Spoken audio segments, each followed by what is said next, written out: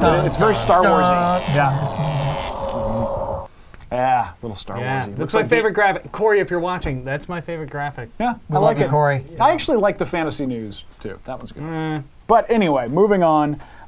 We've got obviously a lot of these trades are affecting people out there. Now, when I looked, Brandon Tate was available in 79% of leagues. He might have already gone through waivers in your league, but if he's out there, definitely pick him up. He's the new deep threat for Tom Brady and the Patriots. But what about Aaron Hernandez? Well, Aaron Hernandez should have already been picked up, although he's still available in 73% of leagues.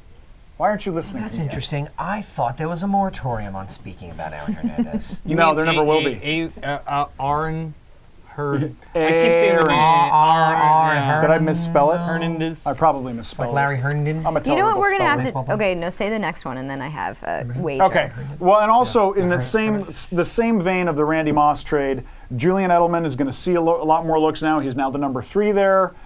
You know, and he's a little bit better of a deep threat than Wes Welker. Wes Welker is the best receiver in the league in those little shortcut routes. He's amazing. Edelman's like that too, but he's got a little fresher legs, a little younger legs. He'll get a little more deep looks.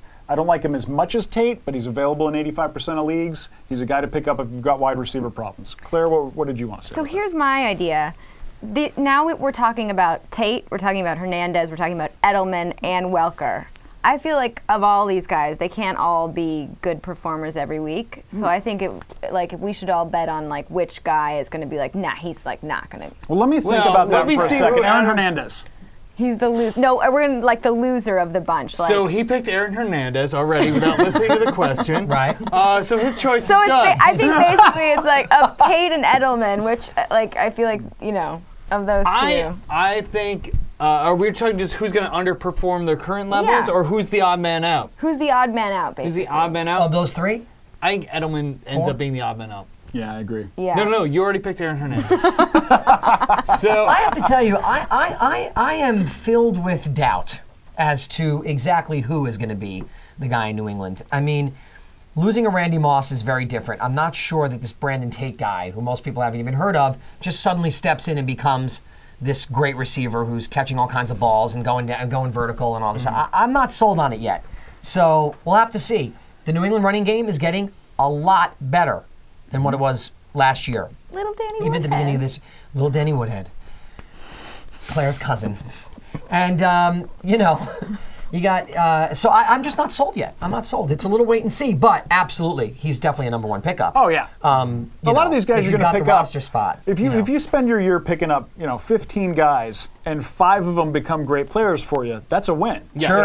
That's okay. There's going to be guys you pick up that don't do a thing that you think are going to be great and just amount to nothing. Right, So maybe, pick up these guys. Like, fun game for you this week. Yeah. Figure out which is going to be the. Yeah, if you're like Claire and you don't mind losing, and you can pick up anybody at any time, then just. yeah, or you could do. Don't even start a tight end. This isn't about winning, guys. This is just about having fun, all right? It's about winning, Colin. Colin, you shut your dirty mouth. I said it once, I'll say it again. Shut your dirty mouth. I will kill you.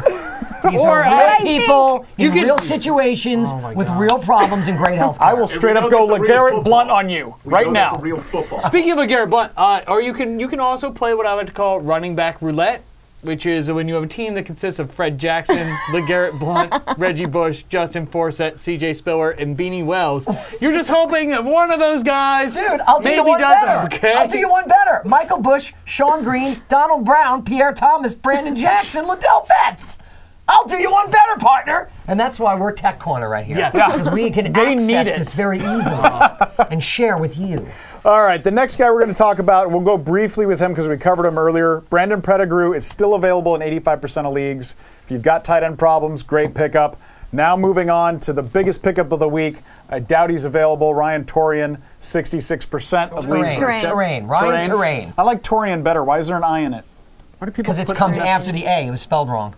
Who spelled it wrong? I don't know. Whoever came up with this. I'm firing my secretary. document. Yeah, all right, you should so definitely do that. Ryan Torian. Her name is Adam. Sorry, apparently. I like slaughtering names. We have to get a butcher symbol. Seriously. Like a little graphic. Corey out there? We need a guy in a butcher's hat with a big knife, and every time Adam butchers Also, a name, we just... Corey says Vaporeon is the last level of Metroid. Interesting side note. Interesting side Outstanding. note. Where you have to kill the big mother brain. Yeah, I know it very well. Oh, that's what was in your head. But moving on. All right, moving on. Exactly. The next guy, now we had a lot of QBs go down this week, so there's not a lot out there for you, but I'm going to recommend Sean Hill because he's playing St. Louis. It's probably going to be a bit of a shootout. He's available in 91% of leagues. He's been very serviceable as a starter. I wouldn't say every week, but he'll get you through this week, and then maybe you'll get Cutler or Vic back. Any quarterbacks you guys like that are out there? I mean, I think, Sean Hill, and he played half the year for the 49ers last year, and he did fine. Sean And Hill if you was play for the very more 49ers, than you're- serviceable for the 49ers. he did fine. you're automatically good in Claire's book if you play for the 49ers. I mean, but you also, I mean, Sean Hill, I think, is definitely your number one. He's thrown for almost 1,000 yards already this season. And I think he's more than serviceable. If you have a borderline guy, I would, you can think about starting him if your starter's, a number 2 guy going against tough defense. And you have to think you have, we talked about Pettigrew, and you have Calvin Johnson to throw too. So And Javid Best is a great receiver out of the backfield. He's got a lot of good players on that team. if he plays this week, we'll see how he's feeling. Well, I think Hill's definitely playing, and I think from what I understand, Stafford's No, not. Best. Oh, Best. Oh, Best is going to play. He practiced. Yeah. He practiced today, and he had a partial practice I mean, yesterday. if you He's need I another don't know, he quarterback, kind you of probably played got like a last David Gerard kicking around the bottom of your league. You've got maybe a Josh Freeman I think kicking Hill around the might Josh bottom be of Freeman, your better I than league. like. We Gerard. recommended him as a Josh pickup. Freeman, but so you're not, you're Yeah. not looking at a ton of guys out there. If Sean Hill's out there, he's definitely better than those guys who are Yeah. established starters. Yeah. All right, the next guy we're going to talk about real quick. I added him to the list late, so you guys don't have him because I'm sneaky like that. Mike Bell. LaShawn McCoy is not playing this week. He's available in 67% of leagues. He's now the starting back in Philadelphia, and he did pretty good when he had to fill in New Orleans last year for the first 2 weeks. I believe he had over 200 yards in 2 weeks. He looked good. He's a serviceable guy. He's playing the 49ers this week, and they've looked shaky against the run. So You're just being polite, Adam. yeah, they've looked You terrible. can say they against the look run. like poop. Yeah. Like wet Kleenex. Terrible A wet poop. Kleenex curtain in San Francisco is what that defense is called. So they're horrible. So Mike Bell's a good pickup if he's still available, especially for you McCoy owners. And then just I got one more guy. go for it. I got one more guy, and I'll tell you, I just picked him up right now. 45 seconds ago, I just picked up our guy, Marty, are you out there? Mike Thomas from Jacksonville. They're talking about him being the go-to guy. He's been targeted more than anybody on that team. Mike Sims-Walker, pretty good, but Mike Thomas has gotten a majority of the targets. He's caught 28 balls or he's Claire, caught I'm 22 pretty balls sure for he's 207 available in your yards. league, so- Claire, he's definitely, his whole family is available in your league. Yeah, seriously.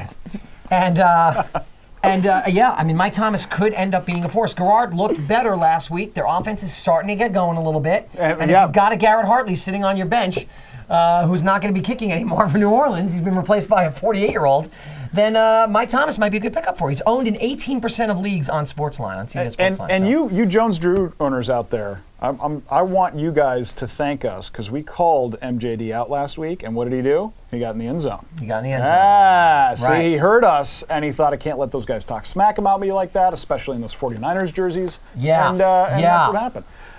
Dude. A couple other things we talk about this in this segment. Defenses playing bad offenses. One of my favorite strategies is just to rotate your defense against bad offenses. So St. Louis and Detroit get each other. I like St. Lovely. Louis a little more because I think St. Louis's offense is better than Detroit's. I think Bradford's a little more confident. Also, the defense has been looking a little more yeah. aggressive. I think, yeah. So and then they might not be available, but Chicago gets Carolina, and that's a gimme. New Orleans gets Arizona, Peppers. and Arizona's looking pretty bad. That is, we got anybody else? Oh, you know what? I do want to we mentioned some guys last week that were on bye last week because I wanted to be able to pick them up for anybody else. Tony Moeaki in Kansas City, great tight end pickup. LeGarrette Blount, that's Tampa Bay. He is now their goal line back, and I don't think it's going to take him long to take over that starting job. He was a first-round talent who had issues with punch, in fact, punching other people. But that's the only reason he wasn't drafted right up there with Matthews and Best. I'm going to say keep your eye out for Mike Williams from Tampa. They were on a bye last week, so people haven't really, when these guys go on their bye weeks, nobody's really talking about them. Yeah. But now that they're coming back, they're playing Cincy.